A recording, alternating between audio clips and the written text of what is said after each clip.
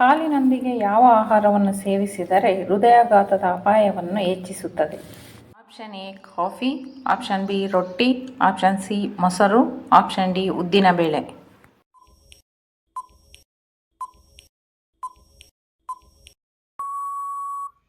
ಸರಿಯಾದ ಉತ್ತರ option D ಉದ್ದಿನಬೇಳೆ. ಯಾವ ವಿಟಮಿನ್ ಗಾಯವನ್ನು ಗುಣಪಡಿಸಲು ಸಹಾಯ ಮಾಡುತ್ತದೆ?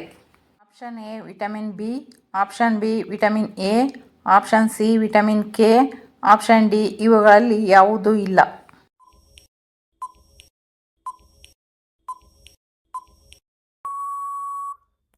ಸರಿಯಾದ ಉತ್ತರ ಆಪ್ಷನ್ ಸಿ ವಿಟಮಿನ್ ಕೆ.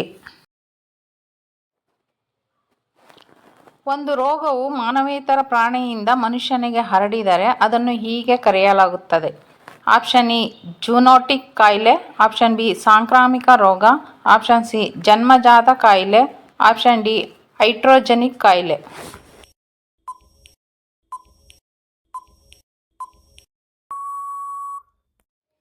ಸರಿಯಾದ ಉತ್ತರ ಆಪ್ಷನ್ ಎ ಜೂನೋಟಿಕ್ ಕಾಯಿಲೆ. ಮನಿಷ್ಠಾಪಕ ಔಷಧಿಗಳು ಯಾವ ರೀತಿಯ ಸೋಂಕಿನ ಚಿಕಿತ್ಸೆಗೆ ಬಳಸಲಾಗುತ್ತದೆ?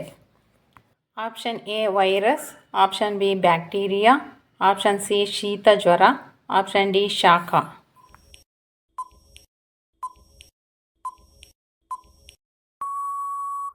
ಸರಿಯಾದ ಉತ್ತರ ಆಪ್ಷನ್ ಬಿ ಬ್ಯಾಕ್ಟೀರಿಯಾ. ಮಾನವ ದೇಹದ ಹೃದಯವು ದಿನಕ್ಕೆ ಸರಾಸರಿ ಎಷ್ಟು ಬಾರಿ ಬಡಿಯುತ್ತದೆ? ಆಪ್ಷನ್ ಎ 10,000 ಬಾರಿ, ಆಪ್ಷನ್ ಬಿ 50,000 ಬಾರಿ, ಆಪ್ಷನ್ ಸಿ 1,00,000 ಬಾರಿ, ಆಪ್ಷನ್ ಡಿ 5,00,000 ಬಾರಿ.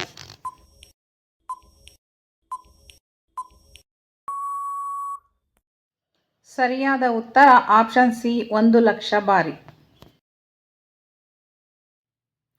ಮಾನವನ ಶರೀರದಲ್ಲಿ ಹೃದಯದ ಸ್ಥಾನ ಯಾವುದು? ಆಪ್ಷನ್ ಎ ಎಡಭಾಗ, ಆಪ್ಷನ್ ಬಿ ಬಲಭಾಗ, ಆಪ್ಷನ್ ಸಿ ಮಧ್ಯಭಾಗ, ಆಪ್ಷನ್ ಡಿ ಹಿಂಭಾಗ.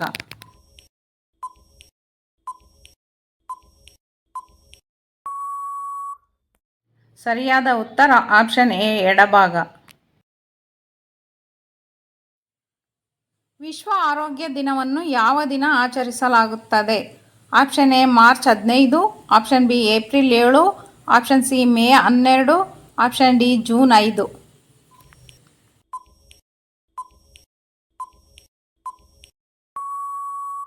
ಸರಿಯಾದ ಉತ್ತರ ಆಪ್ಷನ್ ಬಿ ಏಪ್ರಿಲ್ 7.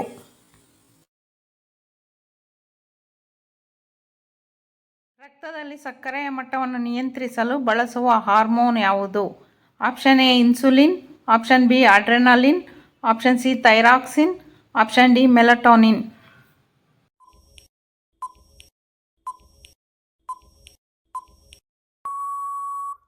ಸರಿಯಾದ ಉತ್ತರ ಆಪ್ಷನ್ ಎ ಇನ್ಸುಲಿನ್.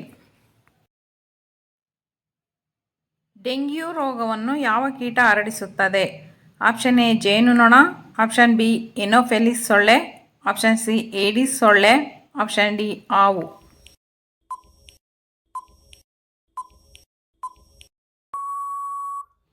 ಸರಿಯಾದ ಉತ್ತರ ಆಪ್ಷನ್ ಬಿ ಎನೋಫಿಲಿಸ್ ಸೊಳ್ಳೆ. ಮಧುಮೇಹ ರೋಗ ಯಾವ ಅಂಗದ ಸಮಸ್ಯೆಯಿಂದ ಉಂಟಾಗುತ್ತದೆ? ಆಪ್ಷನ್ ಎ ಮೂತ್ರಪಿಂಡ, option B liver, option C ಸ್ವಾಧೀನ ಗ್ರಂಥಿ ಅಂದರೆ ಪ್ಯಾಂಕ್ರಿಯಾಸ್, ಆಪ್ಷನ್ ಡಿ ಹೃದಯ.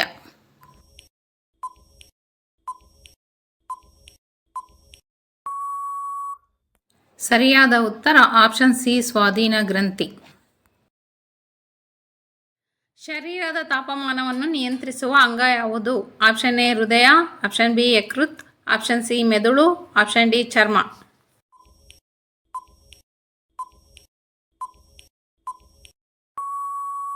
ಸರಿಯಾದ ಉತ್ತರ ಆಪ್ಷನ್ ಡಿ ಚರ್ಮ. ಮಾನವ ದೇಹದ ಹಸಿವಿನ ಹಾರ್ಮೋನ್ ಯಾವುದು? Option A leptin, option B ghrelin, option C insulin, option D serotonin.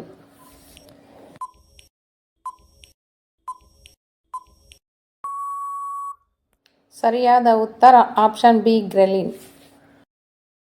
ನನ್ನ ವಿಡಿಯೋ ನೋಡಿದ ಮೇಲೆ ನಿಮಗೆ ಇಷ್ಟ ಆಗಿದ್ರೆ ಒಂದು ಲೈಕ್ ಕೊಡಿ, ಫ್ರೆಂಡ್ಸ್ ಜೊತೆ ಶೇರ್ ಮಾಡಿ. ನಿಮಗೆ ತಿಳುವಳಿಕೆ ನೀಡುವ ಹೆಚ್ಚಿನ ವಿಡಿಯೋಗಳಿಗಾಗಿ ಸಬ್ಸ್ಕ್ರೈಬ್ ಮಾಡೋದನ್ನು ಮರಿಬೇಡಿ.